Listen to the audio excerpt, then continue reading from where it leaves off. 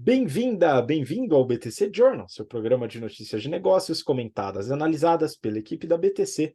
Meu nome é Gustavo Habib, eu sou instrutor de comunicação e negociação, e no episódio de hoje, dia 24 de novembro de 2023, vulgo Black Friday, falaremos sobre mercado de veículos elétricos com Volts caminhando para recuperação judicial, GM e o marketing do carro elétrico e também a estratégia da Ford em relação a esse mercado, além de comentar um pouco sobre os resultados. A gente vai falar sobre Black Friday e aumentos de preços, aquela discussão toda. E, por fim, nossa discussão vai ser sobre diversidade e representatividade, aproveitando que a gente passou recentemente pelo feriado do Dia da Consciência Negra, e eu acho que é uma discussão válida para a gente ter aqui. E para me acompanhar, eu estou na companhia aqui do nosso instrutor de finanças e modelagem, Guilherme Goraeb. Gui, bem-vindo de volta. Fala, Habib, Yuri, ouvintes, espectadores. É um prazer estar aqui com vocês em plena Black Friday, ou seria Black Fraud, né? Dependendo do lojista aí. E bora lá que hoje o Journal tá eletrizante. Pois é, e para nos ajudar também aqui, nosso instrutor de estratégia e negociação, Yuri Salomone. Yuri, bem-vindo de volta também. A gente estava com saudade, cara. Olá, Habib. Olá, agora. Bom dia, boa tarde, boa noite, seja lá o momento que você está escutando ou assistindo esse podcast. É um prazer estar aqui de volta, Habib, mas as últimas semanas foram desafiadoras. Inclusive, obrigado aí pelos abraços, publicamente quero agradecer. E para finalizar aqui a minha introdução, foram muitos assuntos interessantes que eu não pude comentar nas semanas passadas, mas só para não ficar na dúvida, eu trabalho com hotelaria e este é o momento que o caos se instala, se preparar para a altíssima temporada aqui, pelo menos no Brasil, do verão, de dezembro, janeiro até o carnaval. Então, estou bastante demandado, mas é um prazer ter esse tempo para dividir e discutir essas notícias com todos vocês.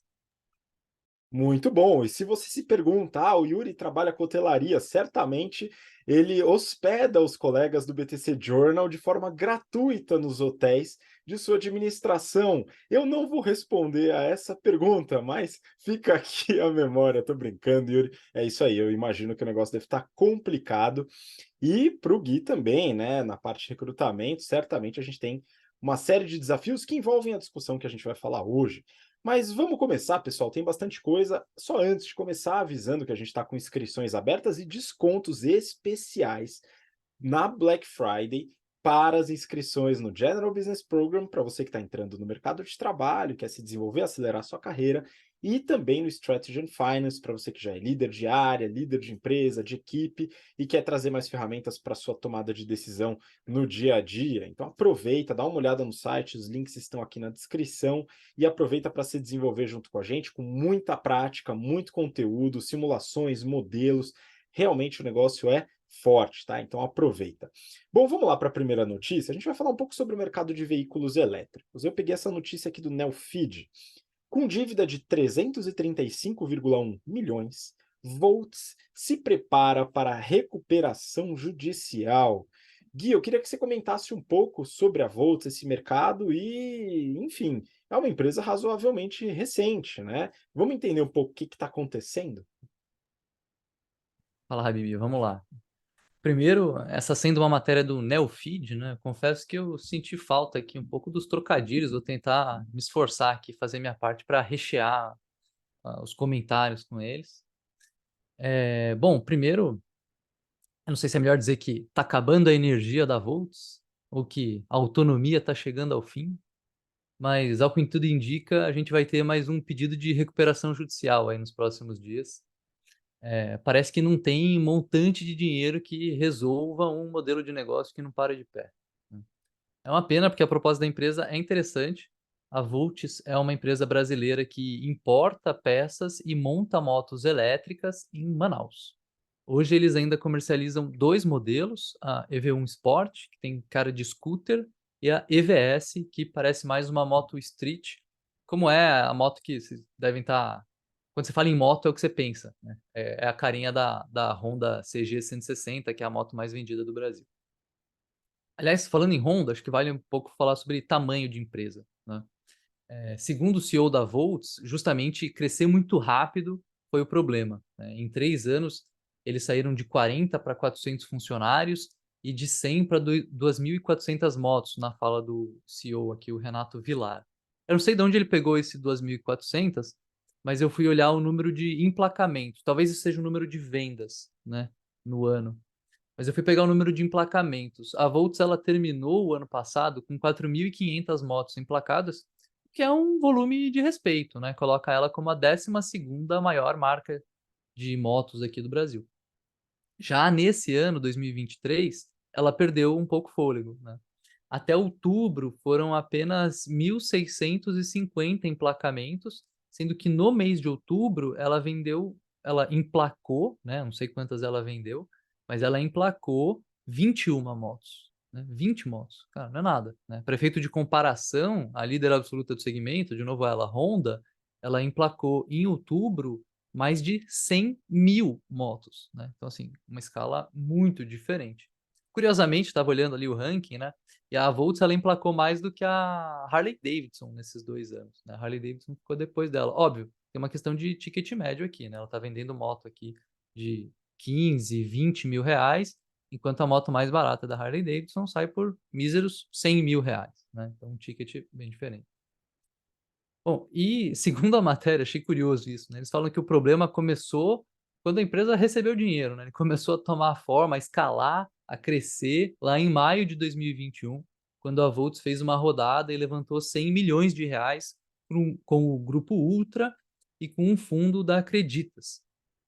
2 anos e meio depois, o que aconteceu com 100 milhões de reais que foram captados? Bom, agora a empresa tem uma dívida de 335 milhões de reais, então ela conseguiu multiplicar aí esse dinheiro por 3, né, em dívida. Que foi esse o valor que ela citou no pedido de proteção contra credores, que foi negado agora, segunda, dia 20, e deve ser esse valor e talvez mais alguma coisa que vai entrar no pedido de recuperação judicial aí daqui a pouco. Bom, por hora, o CEO está rodando para todos os lados, mas com dificuldade em encontrar alguém que tope encher o tanque da startup.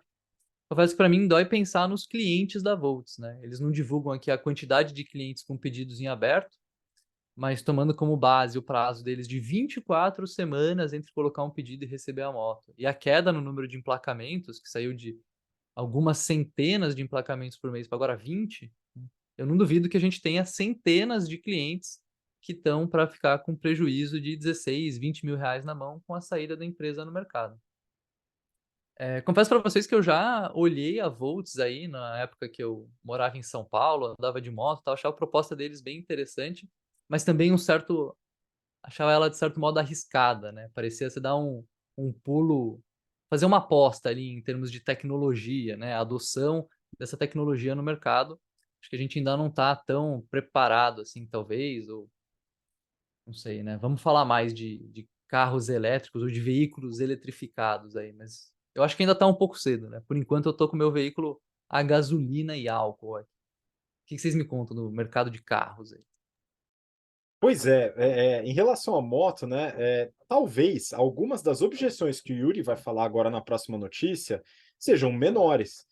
Em tese, é um veículo muito voltado para mobilidade urbana, apesar de que eventualmente pode ser usado em estrada e tal, mas esse é o grande foco, né, para quem utiliza ou adquire uma moto elétrica. O que talvez diminua um pouco algumas das preocupações que eu quero que o Yuri comente agora sobre a GM, né? Então, eu peguei uma notícia do Brasil Journal e o título é A Estratégia da GM no Jogo Pesado do Carro Elétrico. Então vamos lá, Yuri, passando da moto para o carro, conta um pouquinho sobre o que a CMO da GM coloca sobre essa estratégia da empresa americana. Vamos lá, Habib. Primeiramente aqui, GM é o pano de fundo para o nosso assunto principal, que são os carros elétricos, eletrificados e como está sendo aqui a competição no mercado brasileiro e mundial, eventualmente. Primeiro que a chegada dos chineses com bastante agressividade comercial no mercado brasileiro tem levantado aí os satélites, tem direcionado os satélites para captar esse sinal. No Brasil, a BYD ganhou market share, então saiu aí de 20º para 14º dentre os carros mais vendidos recentemente. E a Cris Rego, que é a nova CMO da GM, ela está no cargo há cerca de 1 ano. Ela anteriormente passou 4 anos no grupo Big, aquela operação que a gente até comentou aqui no BTC Journal, que comprou o Walmart e revendeu ao Carrefour. Então, busque aí no nosso histórico, escute lá esse movimento. Ela participou, ela estava nesse grupo. E é a primeira mulher, então falando um pouco aqui de inclusão e diversidade já, a ocupar esse cargo no mercado de carros, que é um mercado majoritariamente masculino até os presentes dias. Bom, sobre os carros elétricos especificamente, falta alguns conhecimentos sobre para o público. Então, eu vou citar 3 aqui. 1, dá para carregar o carro em tomada comum? 2, a bateria vicia, não vicia? Ela estraga rápido, não estraga? Custa muito caro para trocar? E terceiro, qual é a autonomia desses carros ou motos elétricas? Hoje, inclusive, essa terceira é a maior preocupação dos clientes quando tendem a avaliar prós e contras de poder fazer uma aquisição nesse sentido. Sobre o item 1, carregar, um carregador, uma wallbox, um carregador específico, montado, 220, para carros, o melhor que a gente tem, carrega uma bateria em cerca de 8 horas. Uma tomada convencional, o Habib, que agora é empreendedor do mercado de wallbox, se alguém se quiser instalar nas suas casas, quem migrou aí para o mercado de carros elétricos ou motos elétricas, o Habib pode ser um fornecedor, pode fazer um orçamento com ele vai dar um desconto para o grupo da BTC. Ele quer desconto no hotel, eu quero desconto na wallbox aqui do meu próximo carro elétrico. Mas, brincadeiras à parte, uma wallbox chega a carregar uma bateria bem em 8 horas. Uma tomada convencional chega a durar 20 horas aproximadamente. Sobre o segundo ponto, se vicia ou não a bateria, de acordo com a CMO, não vicia e não é caro para trocar. Eu gostaria que, ouvintes, eu não vou dizer aqui se é caro ou não, ligue numa concessionária de carro elétrico e pergunte quanto é a bateria de um carro e avalie você se é caro. Caro ou barato é referência de cliente, né? Eu não vou aqui emitir minha opinião. Para mim é caro pra caramba. Custa um carro popular brasileiro. E o terceiro ponto, que é a autonomia, que inclusive, né, é uma das maiores preocupações do cliente, esses carros chegam a ter uma autonomia de 400 quilômetros. Pensando que a média de locomoção de um brasileiro médio são 40 quilômetros por dia, tem uma autonomia aí de 10 dias. Beleza, eu tenho que carregar a cada 3 vezes por mês a bateria do meu carro. Mas eu fico pensando, se acabar essa bateria, atualmente a gente pega aquela famosa garrafa PET, vai ao posto de gasolina mais próximo, tem um monte, né? E você coloca lá 2 litros de gasolina, álcool, isso não pode, né, galera? A gente sabe disso, mas você consegue salvar. Mas e se a bateria acabar? Você vai transferir a carga do iPhone agora, do seu celular, para a bateria? Como que você vai fazer para carregar essa bateria? Você vai ficar no meio do nada? Enfim, são desafios que a gente vive aí, são perguntas para cutucar mesmo o mercado que ainda não está preparado ou está em fase de desenvolvimento. Para muitas montadoras, assim como para a GM, o futuro do mundo, sim, é elétrico.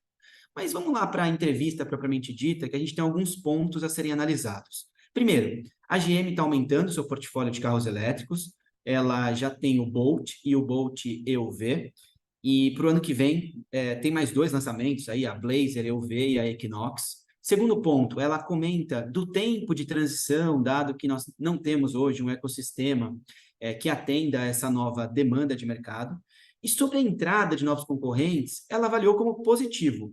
É ótimo que é positivo, mas e essa guerra de publicidade? Os chineses são agressivos, os chineses investem muito dinheiro, eles podem se posicionar melhor, dado quanto estão investindo.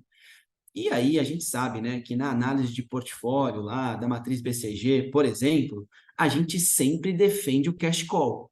O cash call da GM são produtos a combustão. Ela tem que investir agora nos seus question marks, que são os produtos, os carros elétricos. E ela, ao investir nesses question marks, tem que dar certo. Tá atrasada, Cris. A GM tá atrasada nisso. A Tesla só vende carro elétrico. As outras montadoras, BYD entrando no mercado agora muito, e você com 4 carros. Não dá para falar que não, é saudável, olha que legal. Poxa, a gente tem que dar celeridade a esse negócio. Trazendo um pouco de história de competição chineses no mundo, eu queria falar um pouco sobre análise de moda, roupa, tecido, que empresas brasileiras quebraram pós-chegada dos chineses aqui. Hoje é mais barato importar uma roupa pronta, costurada da China, do que importar matéria-prima e produzir aqui. Então, poxa, e se isso acontecer com os carros? Será que defender o cash call, será que defender a indústria nacional ou passar a desenvolver mais carros? Guerra de preço, a gente sabe que a taxa de custo do carro decresce numa taxa constante, enfim, a guerra de preço aí e a curva de experiência nos ajudam a exemplificar esses fatos que, na minha concepção, é um erro estratégico da GM. O desafio para a GM aqui vai ser transferir a qualidade, ou uma empresa gigante, o que desenvolveu até aqui cerca de 100 anos de um mercado de carros, de automóveis a combustão, para um novo modelo, que por hora ainda é desconhecido e tem muitas dúvidas por parte dos clientes. E para finalizar, eu gostaria de falar especificamente do marketing dessa empresa. Então, separei aqui 5 pontos rápidos. Primeiro, o desafio de trabalhar com influencers como pessoas propaganda, principalmente porque essas pessoas podem sair do controle, digo, ter uma atitude errada, uma fala descabida, um posicionamento político que causa estresse, e a marca pode ser associada a essa pessoa. A gente discutiu aqui, Habib, o caso Anitta, quando ela se tornou conselheira do Nubank. Por hora, não houve nenhum problema, mas eu imagino esse contrato, a gente até comentou na época aí, os riscos que a Anitta e o Nubank corriam e correm até hoje. Então, influenciadores sendo utilizados para propagandas, são riscos para o negócio, ao passo que também são oportunidades, claro. O segundo ponto é o custo de investimento para convencer esse cliente. Quanto que eu vou gastar, quanto que eu vou investir para convencer o cliente dessas dúvidas e tirar esse cliente da síndrome de Gabriela, que eu chamo, né? Eu nasci assim, eu cresci assim, eu vou morrer assim, com carro a combustão. Não, mas quanto que eu tenho que investir para convencer esse cliente a comprar carros elétricos, eletrificados ou a bateria? O terceiro ponto, como superar os concorrentes, então o famoso P da promoção do marketing, como que eu vou fazer qual que é a minha promoção aqui para poder vender esse produto? O quarto ponto é um exemplo do BBB, exposição em ambiente que pode sair do controle, né? Coisas que nem todo mundo concorda, acontecem em reality shows. A GM usou o reality show para anunciar na última edição seus novos carros. E o último, principalmente aqui na minha concepção, são os desafios das novas mídias. Só a TV não resolve mais o problema de anúncios. Dito isso, eu tenho que ir para as redes sociais, Instagram, Face já está caindo um pouco, não tem tanta entrega, Google, AdWords, enfim, eu tenho que pensar no portfólio de produtos para eu anunciar, de meios para eu anunciar, o out of home funciona ou não, colocar um outdoor no aeroporto, um outdoor nas rodovias, tem retorno ou não tem? São questionamentos muito difíceis de serem respondidos, mas que a diversificação desses anúncios tem de existir, porque a TV tem perdido grande espaço para o streaming e talvez o streaming seja um lugar para ser anunciado. Inclusive, a gente está aberto aqui para novos investidores que queiram anunciar os seus produtos no BTC Journal ou no BTC News, desde que a gente concorde com o seu negócio. Não venha com dinheiro achando que resolve qualquer problema, Habib.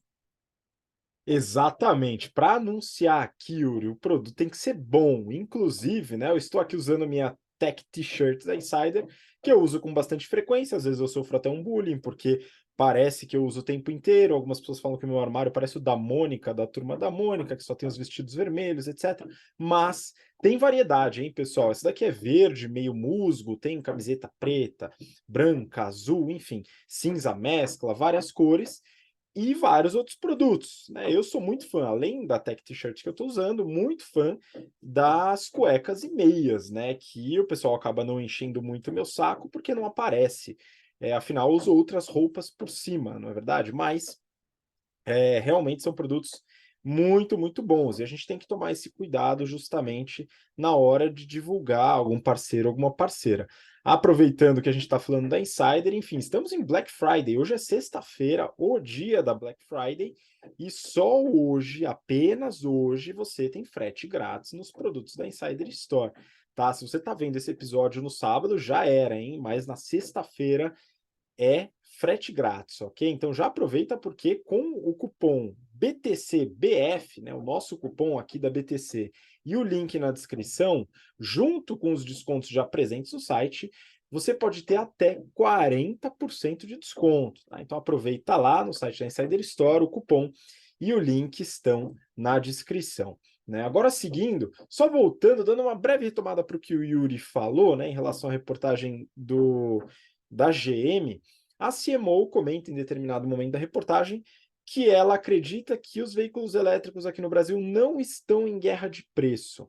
E eu tendo a discordar veementemente dessa afirmação, afinal, seria muita coincidência a entrada dos veículos de ticket médio um pouco mais baixos, como o BYD Dolphin e o GWM Hora 03, né? E após a entrada desses veículos, todos os concorrentes tiveram seus preços reduzidos, né? É muita coincidência se isso não for guerra de preço. De qualquer maneira, né? Vamos seguir para a próxima notícia, depois o Yuri pode até comentar, se ele quiser, sobre essa questão da guerra de preço, mas eu só vou trazer aqui como pano de fundo a próxima notícia, que é da Neofeed. Ford engata, entre aspas, marcha ré em plano para a fábrica de baterias para carros elétricos. Aí, Gui, o trocadilho que você estava esperando para sua notícia veio na minha, né? Mas tudo bem, você trouxe bons trocadilhos na sua análise da notícia. Complementando um pouco o que o Yuri falou sobre a GM, né, vamos falar sobre outra montadora americana que quebrou e foi salva pelo governo durante a crise do subprime, a Ford. A empresa ela havia divulgado planos audaciosos de expansão de frota de veículos elétricos e um altíssimo investimento numa fábrica de baterias, e ela está revendo essa estratégia. Eles estão ponderando se o investimento de 3,5 bi de dólares em Michigan, nos Estados Unidos, vale a pena. No comunicado, eles informam que ainda há previsão de investimento, citando a criação de 1.700 empregos e capacidade de produção de 20 gigawatt-hora por ano. Só que isso é uma queda de 43% em relação aos números divulgados lá em fevereiro. Ou seja, a fábrica ela ainda deve ser inaugurada em 2026, mas muito menor. Outra fábrica de baterias, que seria no Kentucky, também tinha sido anunciada, mas teve sua construção postergada. E por que essa redução? Né? Por que essas mudanças? Expectativa de demanda menor, basicamente. Né? O investimento ele tem que retornar. A não ser que ele seja subsidiado, como geralmente é nesse caso. Né? Mesmo assim, a gente tem que fazer conta. No GBP, a gente aprende a fazer isso nas 3 primeiras aulas de análise financeira, né? Algo que não é tão complexo assim, mas pouca gente tem acesso a esse conhecimento, e a gente traz da forma mais didática possível e também tentando ser o mais expansivo possível na questão do curso, do seu valor e tudo mais que a gente vai falar na última notícia. De qualquer forma, a reportagem ela ainda coloca a GM na jogada, né? Então, mesmo com o que a CMO do Brasil falou, tal, a GM desistiu de investir 5 bilhões de dólares num projeto junto com a Honda para carros elétricos de baixo custo. A Volks também cancelou o investimento de 2 bi que seria usado numa nova fábrica na Alemanha. E bom, legal, demanda reduzida. O que explica essa demanda reduzida? Aí já são vários fatores. A gente junta taxas de juros mais altas, preocupação com infraestrutura de carregamento, competição, que às vezes é difícil de admitir, mas a competição com as marcas chinesas, principalmente, né, já é uma preocupação. E nos Estados Unidos a gente ainda pode adicionar, por exemplo, o lobby das grandes empresas de petróleo, que tem interesse muito baixo na popularização dos veículos elétricos. Lá o lobby é uma atividade legal, e isso pode sim alterar a dinâmica de poder de barganha dentro desses investimentos. Né? Só para finalizar, falando um pouco sobre os resultados da Ford nos primeiros 9 meses desse ano, né, eles tiveram uma receita de 130 bi de dólares, um aumento de 14% em relação ao mesmo período do ano anterior. Esse aumento é muito justificado pelo aumento de preço, né? Então, isso é muito importante. Eles separam as receitas da companhia em 3 divisões, né? A divisão Blue, que fala de combustão e híbridos, a divisão Model E, que fala de elétricos, e a divisão Pro, que aí envolve software, infraestrutura, frotas, caminhões, veículos guindastes, vans e tal. A parte de elétricos corresponde a 3% da receita, ou seja, é muito, muito baixo, né? Então, é o que o Yuri comentou, complementando, né? Muito importante pensar no cash cow, naquele que dá dinheiro e caixa hoje, e a Ford gera bastante caixa, né? Nesses 9 meses gerou 12,4 bi de caixa, apesar do resultado mais magrinho, né? Uma margem operacional de 4,4% e um lucro de 4,8 bi, revertendo o prejuízo do ano anterior, né? Mas a geração de caixa, pelo menos, está adequada, apesar de ser muito conectada a aspectos não operacionais. Bom, vamos seguir para a próxima notícia. Agora, mudando um pouquinho o enfoque, né? A gente vai falar sobre a Black Friday. Eu vou pedir para o Gui compartilhar um pouco da sua análise sobre essa notícia. Valor econômico. Lojas aumentam preços na reta final da Black Friday. Mostra pesquisa. Gui, estamos diante da famosa, difamada Black Fraud? Habib, acho que sempre tem esse risco, né, cara? E uma coisa legal dessa época do ano aí é você conseguir aproveitar promoções, comprar algo mais barato. Se eu não me engano, economicamente a gente fala que é um valor de utilidade, né? Quando você compra algo mais barato, ele tem um, um switch ali que muda na cabeça que você percebe valor naquilo, tá? Agora, você precisa ter uma boa referência, né? Não dá para confiar na referência que o site coloca. Muitas vezes aparece lá 40, 50, 60% de desconto, mas em cima de um preço fictício, né? A matéria do Valor, ela comenta que no início de novembro eles notaram um incremento, né, uma inflação aí na mediana de preços de produtos de diversas categorias de 1 a 7%.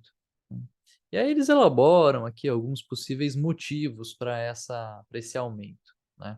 Por exemplo, pode ser logística mais cara, né? Porque o mundo está acabando, os rios estão secando, as coisas têm que ir de avião.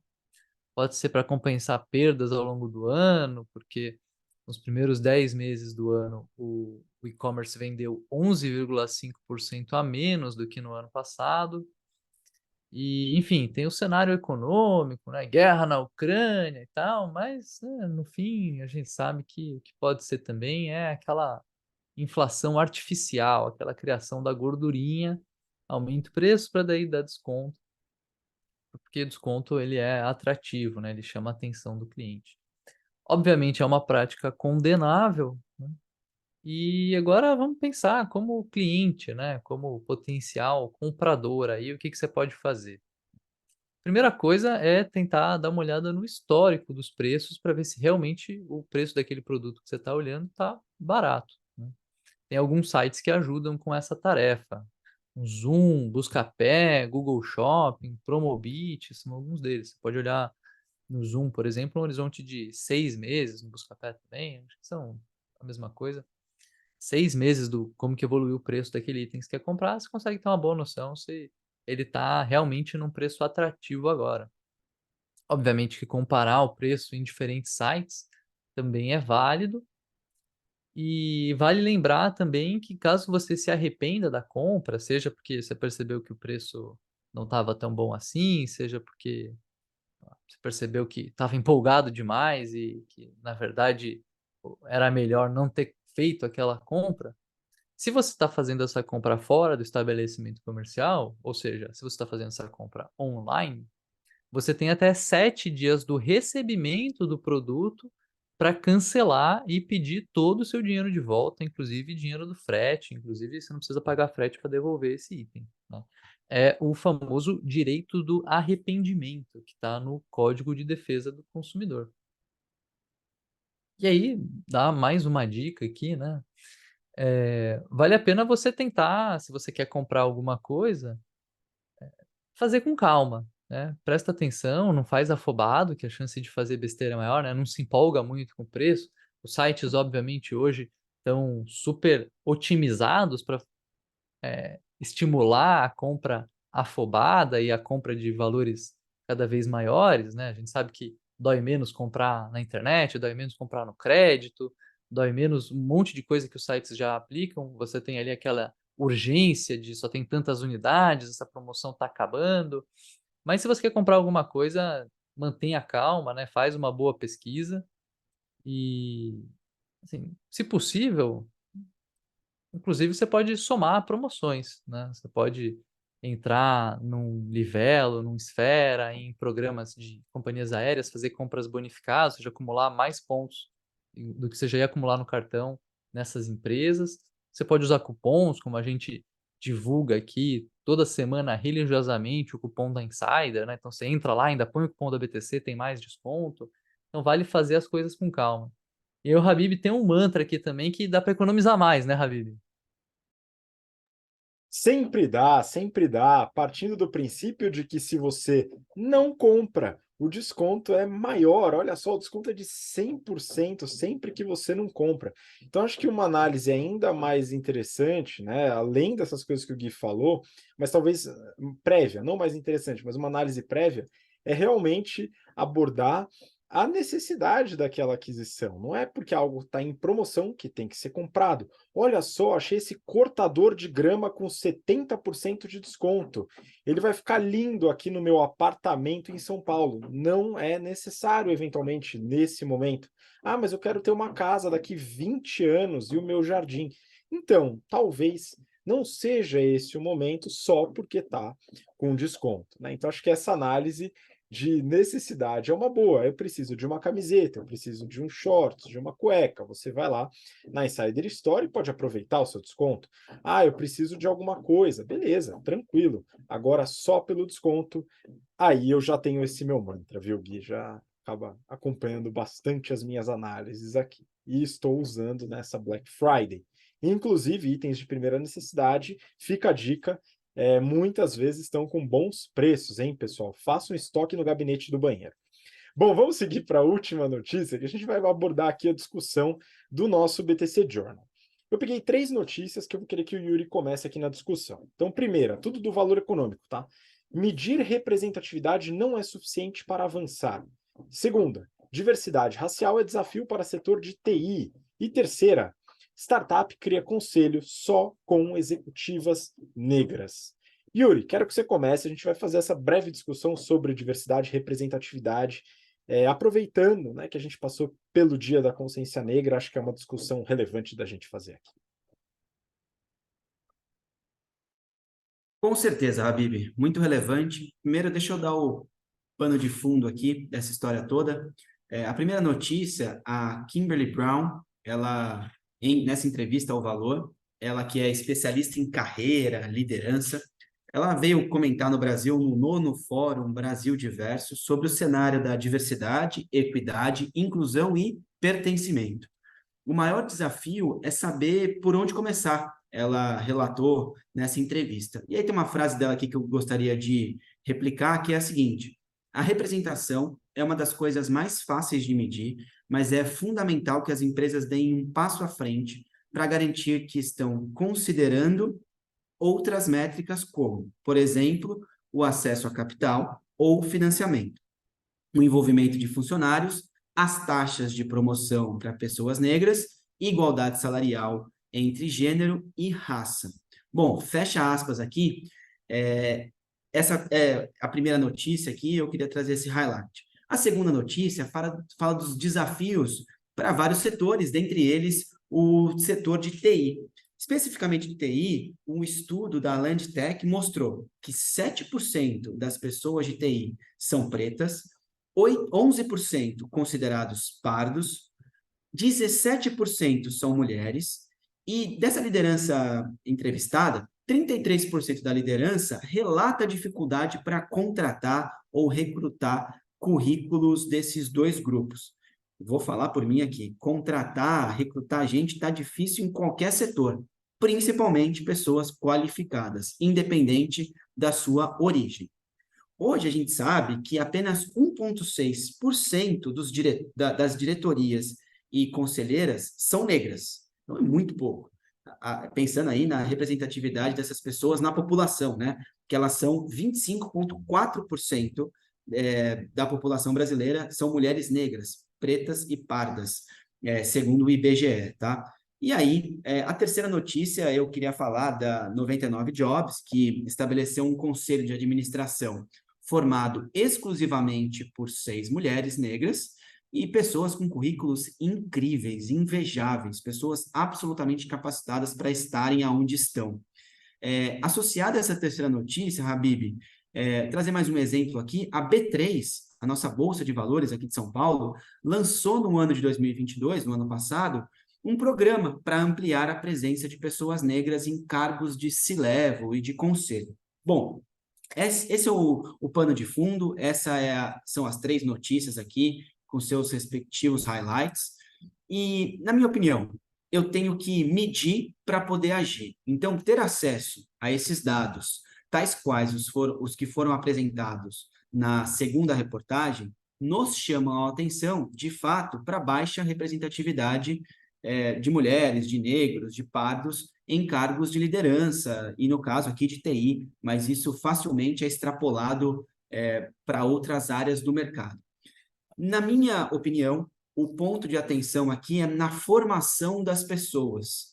Pessoas sem formação, independente da origem, tá difícil de achar pessoas com formação, né?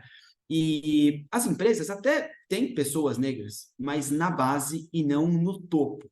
E isso se deve basicamente a 3 grandes fatores: a oportunidade dessas pessoas, como foi dito na primeira reportagem, sobre acesso a dinheiro, financiamento, oportunidade social e também ao preconceito, óbvio, não podemos deixar ele de lado.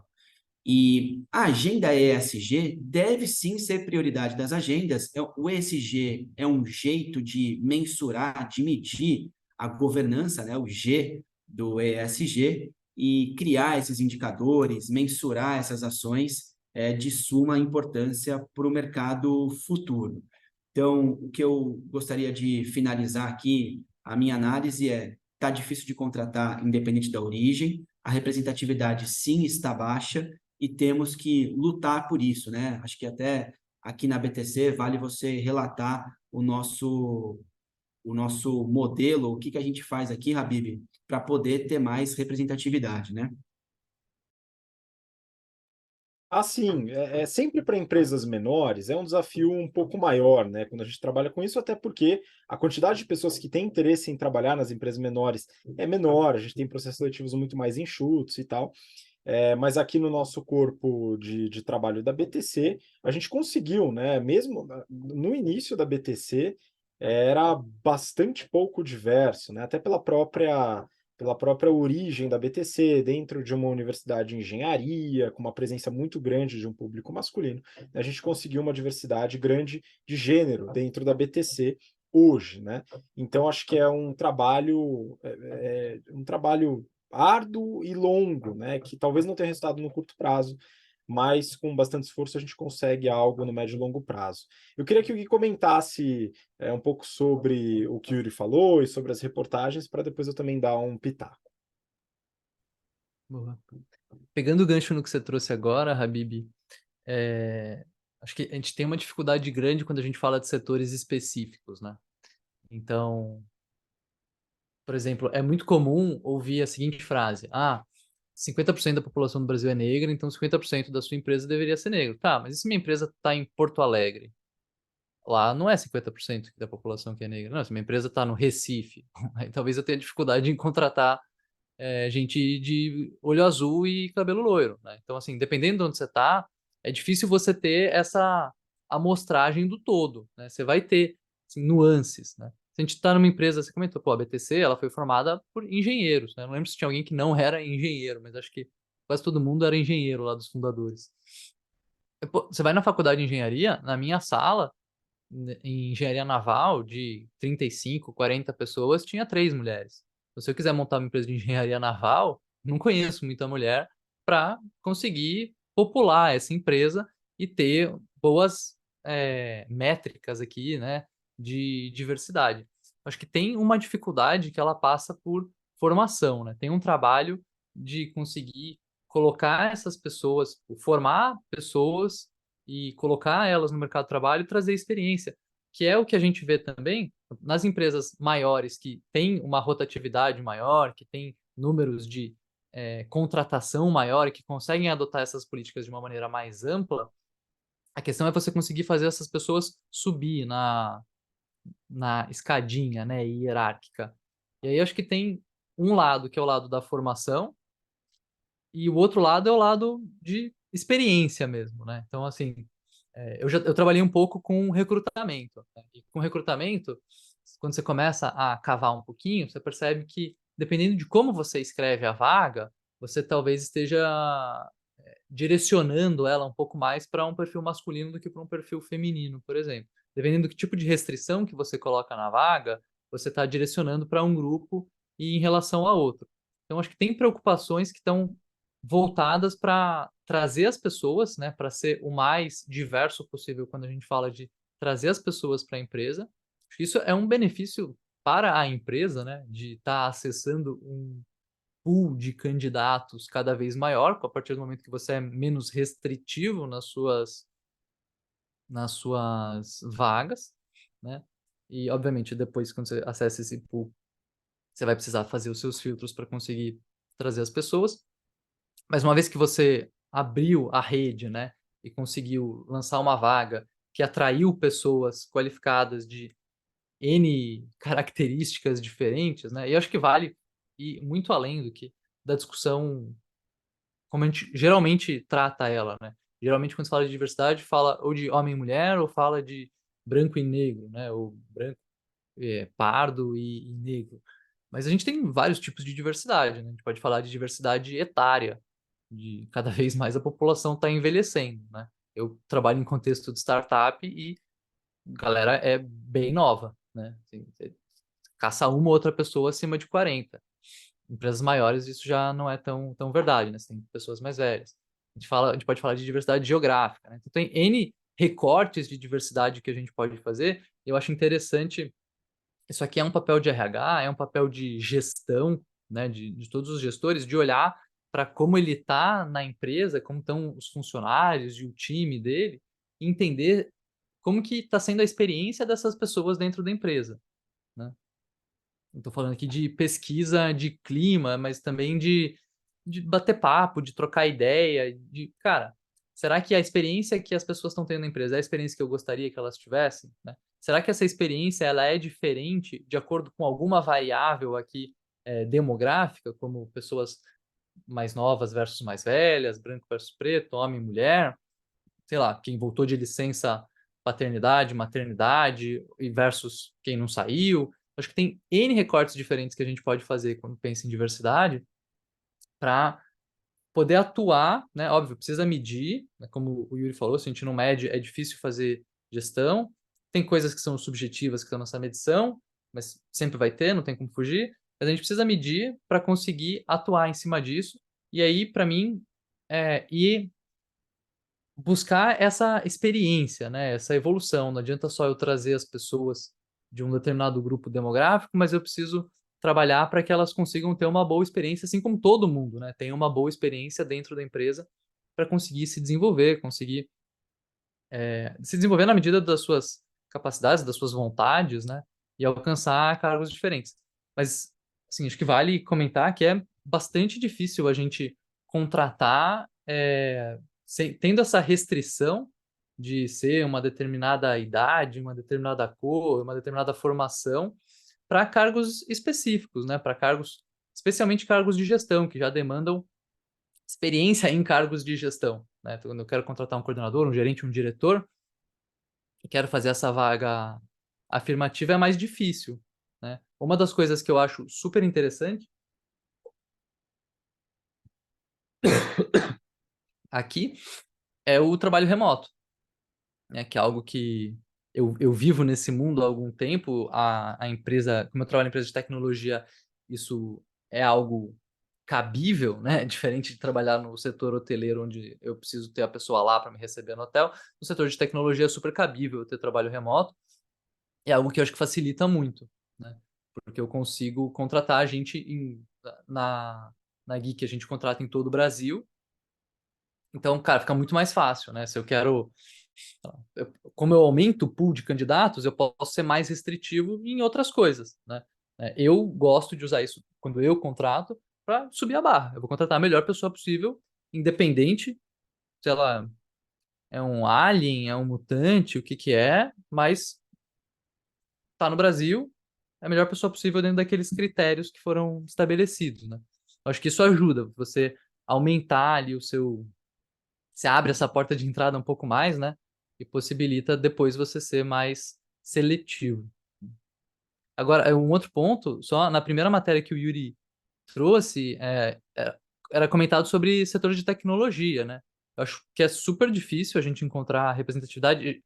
Primeiro vem a mulher, assim, quando a gente fala em conquista e evolução, né? Acho que a mulher está um pouco à frente aqui no Brasil em,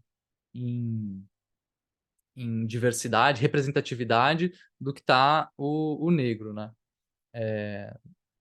Estou dizendo aqui em conquistas, né?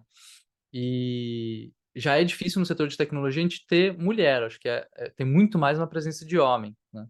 E olhando pesquisas sobre tecnologia, eu peguei aqui algumas pesquisas para ver se me traziam referências de como que está isso, e nem encontrei essa informação, tá? Pesquisas de salário do Brasil, dos Estados Unidos, com quase 100 mil respostas, não é nenhuma pergunta que é feita sobre esse aspecto de demografia, né? Então, enfim, é difícil já medir para começar qual que é o tamanho desse pool de candidatos que a gente tem.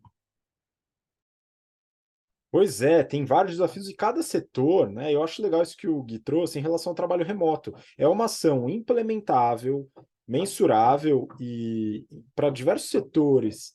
É só você ter um pouquinho de flexibilidade que você facilita o recrutamento com diversidade por abranger, por poder trazer mais regiões como uma possibilidade de recrutamento, inclusive fora do Brasil, eventualmente, né? Vai saber.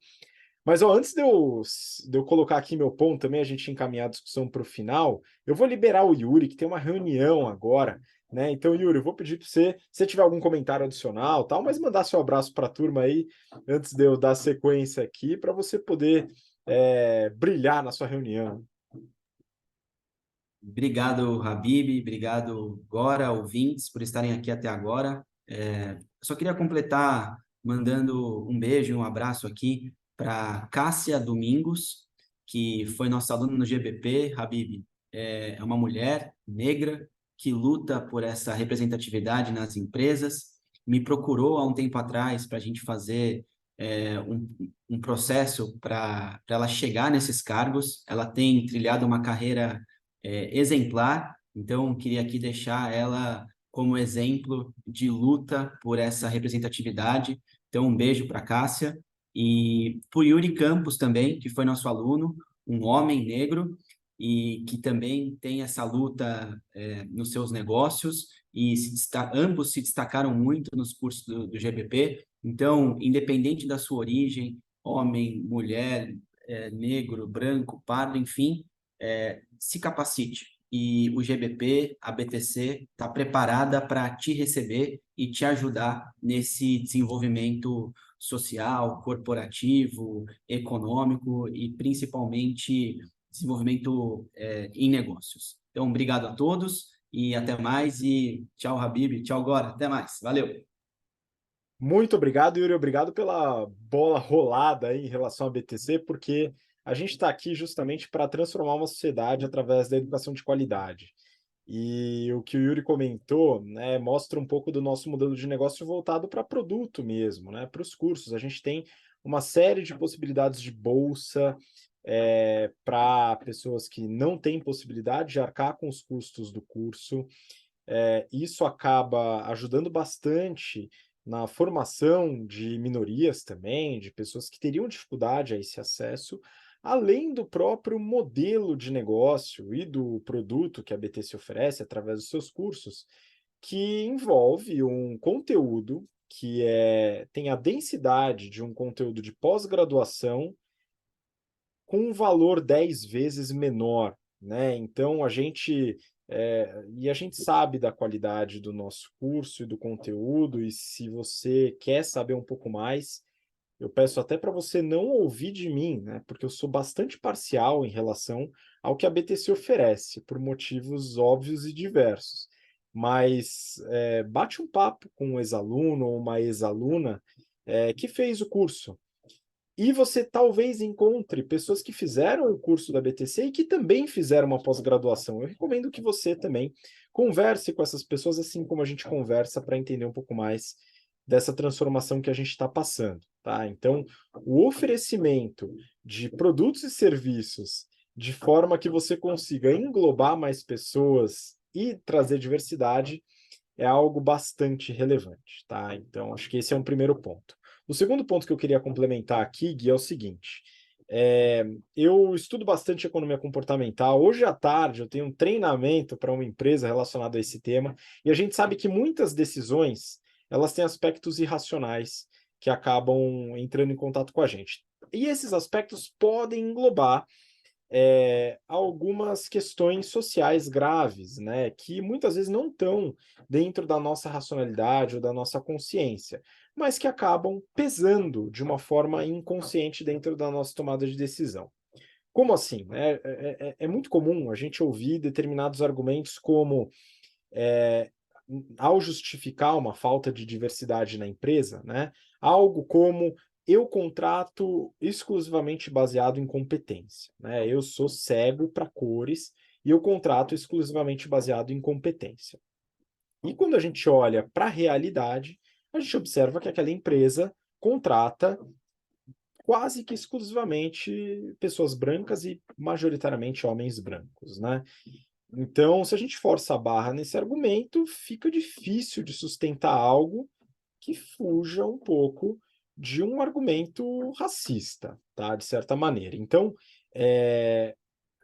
isso principalmente para cargos de entrada, né? Porque o Gui colocou aqui alguns problemas relacionados à própria questão social, né? Da desigualdade racial, principalmente, mas também envolve outras minorias, que é claro que vai dificultar a contratação de líderes, gestores, diretores, conselheiros de um aspecto diverso. Então, eu gostaria de abordar a questão de cargos de entrada, de analistas, de trainees, de estagiários. A gente tem muitos clientes, muitas empresas que hoje já executam programas baseados em diversidade, né? Então, empresas que contratam com a diversidade em vista, né? Sabendo que existe alguns aspectos irracionais da nossa tomada de decisão que podem nos enganar um pouco, né? Então, é importante ter em mente o aspecto de diversidade racial e outros, como o Gui chegou a comentar, então, de idade, de formação, de gênero e etc.